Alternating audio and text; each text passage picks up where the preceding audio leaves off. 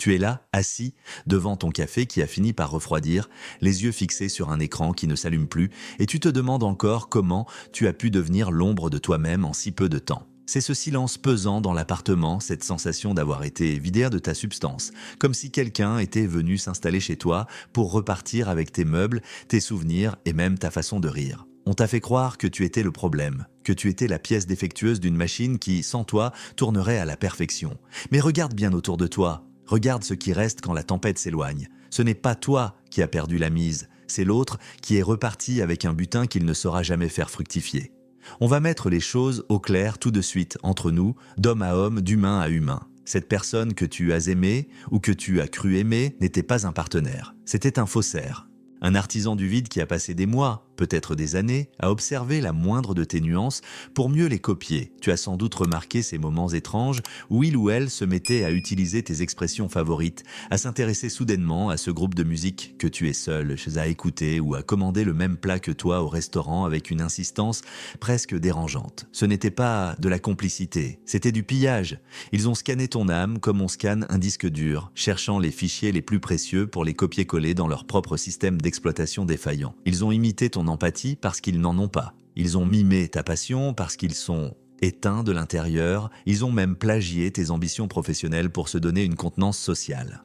S'ils t'ont vu lire un livre complexe, ils l'ont acheté le lendemain, non pas pour le lire, mais pour pouvoir le poser sur leur table de chevet et s'approprier ton intellect aux yeux du monde. Imagine un instant un acteur qui n'aurait aucun script, aucune identité propre, et qui attendrait dans les coulisses de voir quelqu'un de brillant monter sur scène pour lui voler son costume et ses répliques. C'est exactement ce qui s'est passé. Tu étais la source de lumière, et cette personne n'était qu'une paroi sombre cherchant à capter ton éclat. Ils ne cherchent pas quelqu'un pour construire un avenir, ils cherchent un modèle à plagier parce que leur propre intérieur ressemble à une pièce vide dans une maison abandonnée, une pièce où les courants d'air font claquer des portes sur du néant. Ils ont besoin de ton enthousiasme pour se sentir vivant, de ta colère pour se sentir puissant et de tes larmes pour se rassurer sur leur capacité à avoir un impact sur le monde. Ils ont observé comment tu parles à tes amis, comment tu gères tes émotions, comment tu structures tes journées pour ensuite te recracher une version déformée de toi-même, une version qui finit par te faire peur tant elle semble te ressembler tout en étant profondément toxique. Ils ont même imité tes blessures d'enfance, s'inventant des traumatismes similaires aux tiens pour créer ce qu'ils appellent une connexion d'âme sœur alors qu'il ne s'agissait que d'un hameçonnage émotionnel. Le plus ironique dans cette histoire, c'est que maintenant que la rupture est consommée, tu t'inquiètes. Tu te demandes s'ils sont plus heureux avec leur nouvelle proie, si le remplaçant ou la remplaçante a droit à une meilleure version de ce qu'ils t'ont montré. Laisse-moi te dire une chose avec une franchise totale, on ne change pas de logiciel interne en changeant d'utilisateur. Ils emportent leur vide partout avec eux. Le bombardement affectif qu'ils déploient ailleurs n'est d'aucune répétition lassante d'une pièce de théâtre qu'ils jouent depuis l'enfance. Ils sont en train de refaire le coup du grand amour, de la rencontre du siècle, de la connexion immédiate. Mais les fondations sont déjà pourries. Ils utilisent les mêmes mots, les mêmes promesses, les mêmes regards intenses qu'ils t'ont servi au début. C'est un cycle industriel, une chaîne de montage de l'illusion. Ils offrent à la nouvelle personne un paradis artificiel qui se transformera, inévitablement, en un enfer psychologique dès que le masque commencera à glisser. Ce qui arrive toujours quand la proie commence à demander de la vraie réciprocité. Regarde bien leurs photos, ce n'est pas du bonheur, c'est une mise en scène publicitaire. Ils ne vivent pas une idylle. Ils gèrent une campagne de communication pour masquer leur propre détresse. Tu étais et tu restes le gain véritable, ils le savent. Au fond de leur conscience atrophiée, il y a cette petite voix qui leur hurle qu'ils n'arriveront jamais à égaler ta profondeur, ta sincérité ou ta droiture. Ils ont essayé de te briser parce que ta simple existence mettait en lumière leur propre médiocrité. C'est comme essayer d'éteindre un phare parce qu'on a honte de ne posséder qu'une allumette mouillée. Ils t'ont méprisé, ils t'ont ignoré, ils t'ont jeté comme un vieux journal, mais tout cela n'était qu'une tentative désespérée de se convaincre qu'ils n'avaient pas besoin de toi. Ils voulaient voir si, en te piétinant, ils pouvaient enfin se sentir plus grands que toi. Ils ont échoué, car même à terre, tu possèdes une noblesse qu'ils ne comprendront jamais. Chaque insulte, chaque critique sur ton physique, ton intelligence ou tes capacités n'était qu'une projection de leurs propres insécurités galopantes. Ils te criaient leurs propres défauts en pensant te décrire. Quand ils te traitaient d'égoïste, ils parlaient de leur propre incapacité à donner. Quand ils te disaient que tu étais instable, ils décrivaient leur propre chaos intérieur. Pourtant, le manque va les rattraper. Ces gens-là fonctionnent par cycles impulsifs. Ils partent sur un coup de tête, persuadés que l'herbe était plus verte ailleurs, pour réaliser 3 mois plus tard que personne d'autre ne possède cette étincelle unique que tu portais en toi. Ils reviendront peut-être avec une manœuvre de retour maladroite, un message envoyé à 2 heures du matin, une excuse bidon sur un objet oublié, ou un simple « j'ai pensé à toi » qui cache une demande de validation. Ne sois pas dupe. Ce n'est pas de l'amour, c'est de la faim. Ils ont besoin de se nourrir de ta réaction, de vérifier que la porte n'est pas totalement verrouillée, de s'assurer que tu es toujours là, à attendre comme une bouée de sauvetage au cas où leur nouveau navire prendrait l'eau. Ils testent les limites de ton pardon pour savoir s'ils peuvent encore t'utiliser comme une batterie de secours émotionnels. Ils reviendront avec des larmes de crocodile, jurant qu'ils ont enfin compris, qu'ils ont changé, qu'ils ont fait un travail sur eux-mêmes. C'est un mensonge. On ne guérit pas d'une absence d'âme en 3 semaines de réflexion superficielle. Tu as vécu une forme de manipulation de la réalité si intense que tu en as perdu tes repères. C'est ce qu'on appelle le gaslighting, ce brouillard mental où l'on finit par douter de ses propres souvenirs. On t'a raconté des histoires à dormir debout, on a inversé les rôles jusqu'à ce que tu t'excuses pour des fautes que tu n'avais pas commises. Je n'ai jamais dit ça, tu es trop sensible, tu te fais des films.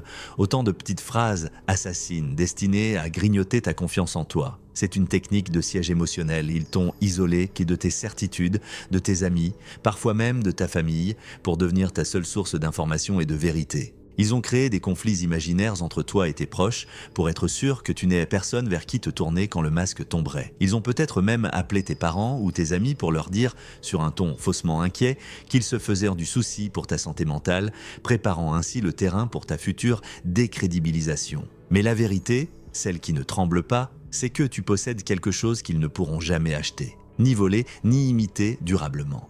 Une âme authentique. Parlons un peu de cette sensation d'être surveillé. Tu sais, ce moment où tu hésites à publier une photo ou à sortir de peur qu'ils ne la prennent par leur relais de manipulation, ces fameux singes volants qui leur rapportent tes moindres faits et gestes. Ils adorent cette emprise à distance.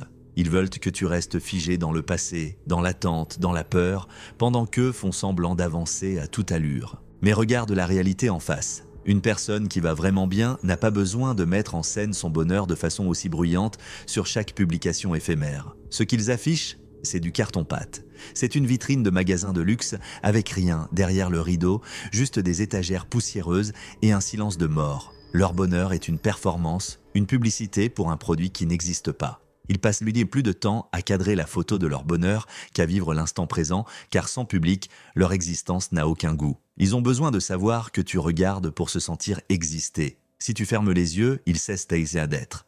Leur plus grande peur, c'est ton silence. Pas un silence de boudage, de bouderie ou de colère, car la colère reste une forme d'énergie que tu leur donnes. Non, ce qu'ils craignent, c'est le silence de l'indifférence totale. Le jour où tu arrêtes de vérifier leur profil, le jour où tu ne demandes plus de leurs nouvelles ou à vos connaissances guides communes, le jour où leur nom ne provoque plus qu'un léger haussement d'épaule, c'est le jour où ils perdent leur pouvoir. Ils détestent l'indifférence parce que cela les renvoie à leur propre insignifiance. Tant que tu es en colère, ils existent. Si tu les oublies, ils s'évaporent. Ils ne sont que le reflet que tu acceptes de projeter sur eux. Retire le miroir et ils disparaissent dans l'obscurité. Ils préfèrent être haïs que d'être ignorés, car la haine prouve qu'ils ont encore un impact sur toi, alors qu'un simple « ah bon, lui, je n'y pensais plus » est l'arrêt de mort définitif de leur ego surdimensionné. Certains parlent d'une dimension presque occulte dans ces relations. Sans entrer dans des délires mystiques, il faut reconnaître qu'il y a quelque chose de vampirique dans leur façon d'agir. Ils s'installent dans les failles de ton cœur comme des squatteurs dans un bel immeuble. Ils utilisent tes traumatismes, tes espoirs et tes rêves pour tisser une toile autour de toi. Ils pratiquent une sorte de capture de l'esprit, un piratage émotionnel. Tu te retrouves à penser comme eux, à anticiper leur crise, à te demander si chaque mot que tu prononces va déclencher un incendie. C'est une érosion de ta personnalité, un grignotage lent mais constant de ce qui fait de toi un être unique. Ils ont essayé de transformer ton jardin intérieur en un désert de béton pour être sûr que rien n'y pousse sans leur permission. Ils ont voulu te faire croire que sans eux, tu n'étais qu'un champ de ruines, alors que c'est leur présence qui empêchait les fleurs de pousser. Ils ont même tenté de s'approprier tes succès, disant à qui veut l'entendre que si tu as réussi ce projet ou obtenu cette promotion, c'est uniquement grâce à leur soutien et leurs conseils éclairés. Mais voici la bonne nouvelle. Celle que tu as besoin d'entendre ce matin, celle qui doit résonner dans chaque cellule de ton corps. Cette emprise n'est pas définitive. Ta structure intérieure est beaucoup plus solide que ce qu'ils t'ont laissé croire. Ils ont pu égratigner la surface, ils ont pu voler quelques idées, quelques manières d'être, mais ils n'ont jamais eu accès au noyau dur, à cette étincelle divine qui t'anime. Ton intégrité est intacte. C'est pour cela qu'ils ont fini par s'énerver. C'est pour cela que la phase de dévaluation a été si violente, si soudaine, si cruelle. Ils ont réalisé qu'ils ne pourraient jamais devenir toi. Ils ont réalisé que malgré tous leurs efforts pour te copier, ils restaient coincés dans leur propre carcasse vide, condamnés à n'être que des observateurs de la vie des autres. Ils ont vu que ta résilience était plus forte que leur venin et cette découverte les a terrifiés. Ils ont vu que même après leur pire trahison, tu étais encore capable de compassion, une capacité qui leur est biologiquement étrangère. Le karma a une façon très particulière de s'occuper de ces cas-là. Ce n'est pas forcément un éclair qui tombe du ciel ou une catastrophe spectaculaire, c'est simplement la conséquence logique de leurs actes. Une personne qui ne sait pas aimer finit toujours seule, même entourée de 1000 admirateurs de passage. Une personne qui ment tout le temps finit par se perdre dans ses propres labyrinthes, oubliant quelle version de la vérité elle a servi à qui. Ils sont condamnés à recommencer la même histoire, avec les mêmes étapes, idéalisation, dévaluation, rejet jusqu'à la fin de leur jour. Ils sont dans une prison dont ils ont eux-mêmes construit les barreaux avec chaque trahison, chaque manipulation, chaque mensonge. Leur vie est un éternel recommencement, un jour de la marmotte émotionnelle dont ils ne s'échapperont jamais car ils refusent de regarder le monstre dans le miroir. Ils changeront de ville, de partenaire, de travail, mais le problème voyagera toujours dans leur valise. Ils vieilliront dans l'aigreur, réalisant trop tard que le pouvoir qu'ils pensaient avoir sur les autres n'était qu'une illusion de contrôle sur leur propre néant. Toi, tu as la clé. La clé, c'est de reprendre possession de ton territoire mental, de chaque centimètre carré de ton esprit. C'est de te dire que chaque seconde passée à essayer de comprendre leur logique, à analyser leurs messages codés, à chercher une explication rationnelle à leur folie, est une seconde de perdu pour ta propre vie. Il n'y a rien à comprendre dans le vide. Il n'y a pas de trésor caché au fond de leur noirceur, pas de petit enfant blessé que tu pourrais sauver avec assez de patience. Il n'y a qu'un mécanisme de survie préhistorique, une machine à consommer l'autre, et une absence totale de remords. Ne cherche pas d'humanité là où il n'y a que de la stratégie. Ne cherche pas de logique là où il n'y a que de l'impulsion. Leur cerveau ne fonctionne pas comme le tien. Là où tu vois des sentiments, ils voient des leviers. Là où tu vois un avenir, ils voient une opportunité de contrôle immédiat. Pour eux, une conversation n'est pas un échange, c'est une partie d'échecs où chaque mot est un pion avancé pour te mettre en échec. Arrête de chercher des excuses à leur comportement. Arrête de te dire qu'ils ont souffert dans leur enfance, que leur ex les a traumatisés ou que le monde a été injuste avec eux. Beaucoup de gens ont souffert, ont traversé des enfers personnels et ne passent pas leur temps à détruire ceux qui leur tendent la main, à empoisonner l'eau qu'ils boivent. La souffrance n'est pas un permis de chasse à l'homme. Tu n'es pas un centre de réhabilitation pour cœurs brisés. Tu n'es pas une assistante sociale bénévole pour narcissiques en perdition. Tu es un être humain avec ses propres besoins, ses propres limites, et tu as assez donné. Tu as versé assez de sang, de sueur et de larmes dans ce puits sans fond. Chaque fois que tu justifies leur cruauté par leur passé, tu leur donnes une pelle pour creuser un peu plus profond sous tes pieds. Tu n'as pas à être le réceptacle de leur amertume. Ta compassion a été détournée pour servir d'arme contre toi-même. Regarde tes mains. Elles tremblent peut-être encore un peu quand tu penses à cette dernière dispute, à ce moment où tu as vu ce regard noir, vitreux, vide de toute humanité se poser sur toi. Ce regard-là, c'est la vérité. C'est ce qu'il y a sous le déguisement de charmeur ou de victime. C'est un gouffre qui ne sera jamais comblé, peu importe la quantité d'affection, de temps, d'énergie ou d'argent que tu y jetteras. Ne sois pas triste d'avoir été jeté. Sois soulagé d'avoir été expulsé d'une zone de danger avant que l'effondrement ne soit total. Ils t'ont rendu ta liberté par leur propre incapacité à supporter ta lumière. C'est le plus beau cadeau qu'ils ne t'aient jamais fait, même s'il est emballé dans du papier de verre. Imagine la chance que tu as. Tu peux encore ressentir de la douleur, ce qui prouve que tu es vivant. Eux ne ressentent que l'ennui ou la rage. Ils sont des spectateurs de leur propre existence, alors que tu en es le protagoniste. Ils vont essayer de te faire croire que tu es remplaçable, que tu n'étais qu'un pion parmi d'autres. Ils vont s'afficher avec quelqu'un d'autre, peut-être même quelqu'un qui te ressemble physiquement, ou quelqu'un qui possède exactement ce qu'ils critiquaient chez toi, juste pour te piquer au vif. C'est du théâtre de rue. C'est une mise en scène destinée à un seul spectateur, toi. Ils veulent voir si tu vas craquer, si tu vas appeler, si tu vas supplier. Si tu ne regardes pas la pièce, les acteurs s'épuisent. Ils finiront par se disputer avec ce nouvel accessoire de mode car ils ne voyaient pas les gens comme des individus avec une âme, mais comme des objets utilitaires, des batteries externes. Dès que l'objet ne remplit plus sa fonction de rassurer leur ego ou de porter leur sac, ils le cassent ou le jettent. La nouvelle personne n'est pas une élue, c'est juste la prochaine victime sur la liste, une personne qui ne sait pas encore que les compliments qu'elle reçoit aujourd'hui sont les insultes qu'elle subira demain. Ta force vitale est un trésor inépuisable, mais elle doit être protégée. C'est cette force qui te permet de te lever le matin même quand ton cœur pèse une tonne, de créer, de rire malgré la douleur, de croire encore en la beauté d'un coucher de soleil. C'est précisément ce qu'il voulait t'enlever pour se l'approprier. Il voulait que tu deviennes aussi grise, aussi éteint et aussi cynique qu'eux. En restant debout, en choisissant de ne pas devenir amer, en refusant de rendre les coups par la même bassesse, tu gagnes la bataille la plus importante. Tu protèges ton essence, ton ADN émotionnel. Tu restes toi, alors qu'eux ne sont personne. Ils sont des caméléons qui changent de couleur selon la proie, mais toi, tu as ta propre couleur, immuable et vibrante. Ils ont essayé de te faire croire que ta sensibilité était une faiblesse, alors que c'est ton plus grand atout, celui qui te permet de vibrer avec la vie, chose dont ils sont incapables. On parle souvent de reconstruction comme d'un long tunnel sombre, un calvaire nécessaire. Mais c'est plutôt comme si tu reprenais possession d'un jardin qu'on a essayé de bétonner pendant ton sommeil. Au début, c'est dur, il faut casser la pierre, enlever les débris, sortir les gravats, mais la terre est toujours là, dessouille, fertile, riche, prête à faire pousser de nouvelles choses. Des choses qui t'appartiennent vraiment cette fois. Des projets que tu avais mis de côté pour ne pas les froisser, pour ne pas leur faire de l'ombre, pour ne pas déclencher leur jalousie maladive. Des passions que tu avais étouffées parce qu'ils se moquèrent de toi, avec ce petit sourire condescendant qu'ils maîtrisent si bien. Chaque éclat de rire que tu retrouves est une fissure dans leur béton. Chaque nouvelle rencontre saine est une fleur qui pousse sur les ruines de leur manipulation. Souviens-toi de ce voyage que tu voulais faire, de cette langue que tu voulais apprendre, de ce sport qu'ils trouvaient ridicule. C'est le moment de t'y jeter à corps perdu. Il y a une question cruciale que je voudrais te poser et j'aimerais que tu y réfléchisses sérieusement, sans te presser, peut-être en fermant les yeux. Quel est le trait de caractère précis, cette petite étincelle de ta personnalité, ce talent ou cette qualité humaine qu'il ou elle a tenté de s'approprier ou de détruire en premier dès que vous avez commencé à être proche? Était-ce ta générosité naturelle, ton sens de l'humour décapant, ta capacité à réussir professionnellement, ta joie de vivre communicative? Était-ce ta façon de fédérer les gens autour de toi ou ta patience infinie? Était-ce cette lumière que tu as dans les yeux quand tu parles de ce qui te passionne? Prends le temps de bien identifier cette chose. C'est là que se trouve ta plus grande puissance, ton super pouvoir. C'est ce qu'ils ont vu en toi et qu'ils ont jugé assez précieux pour vouloir le voler ou, à défaut, le briser pour que tu ne puisses plus l'utiliser.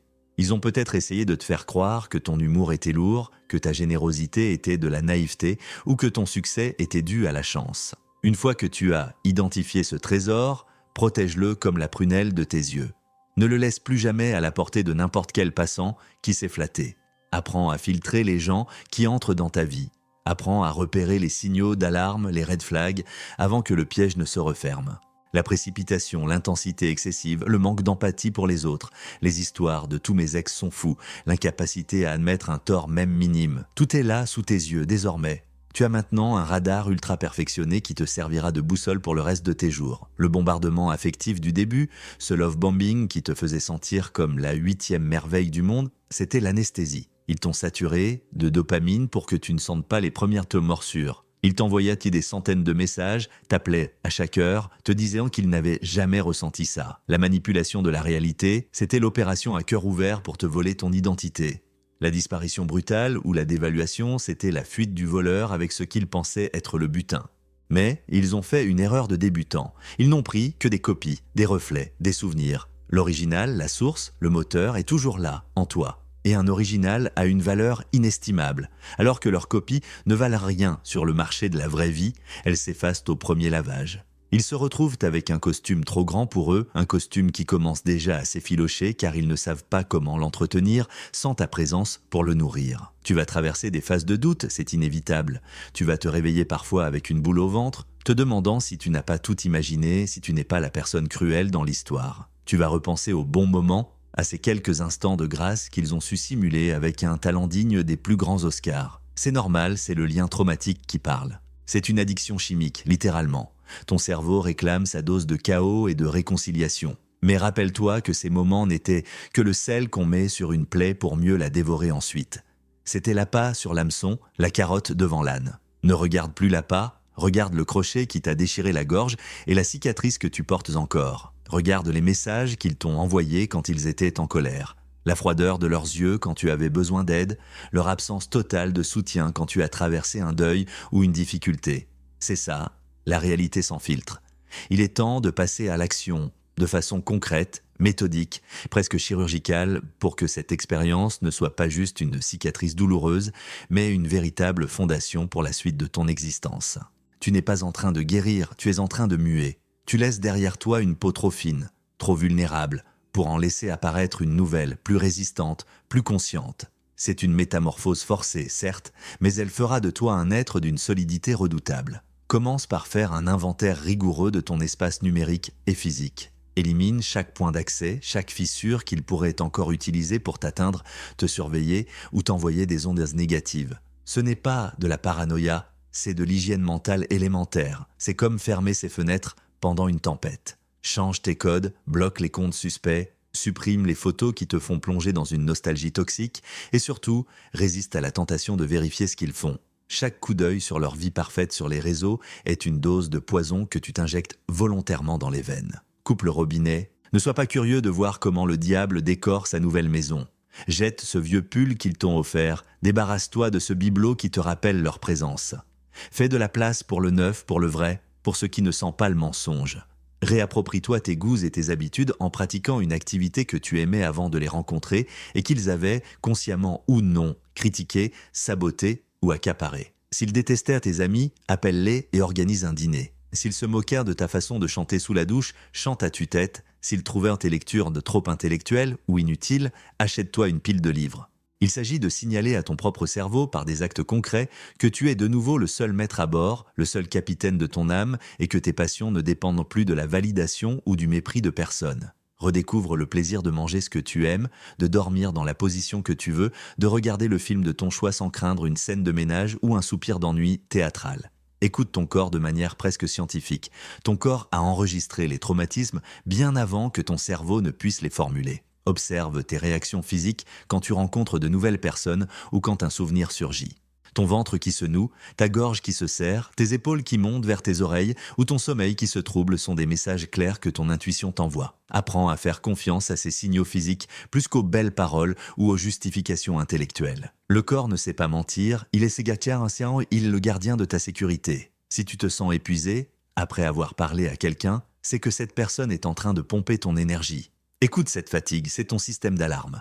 Note ces sensations dans un carnet, observe les motifs qui se répètent. Ton corps est ton meilleur allié, il a essayé de te prévenir pendant des mois. Il est temps de l'écouter vraiment. Entoure-toi exclusivement de personnes qui ont prouvé leur stabilité, leur bienveillance et leur loyauté sur le long terme. Évite de te confier à ceux qui maintiennent un lien ambigu avec ton agresseur, ceux qu'on appelle les neutres, mais qui servent souvent de courroie de transmission pour les ragots. La discrétion est ta meilleure alliée durant cette phase de convalescence.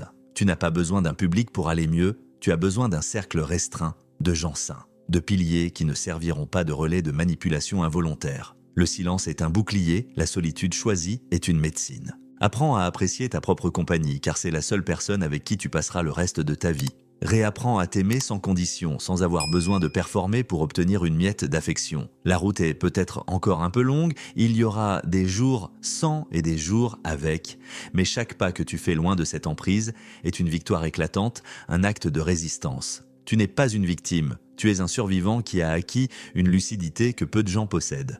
Tu as vu l'envers du décor, tu as vu ce qui se cache derrière les masques sociaux. Cette lucidité, c'est ton nouveau super-pouvoir. Tu vois maintenant à travers les faux-semblants.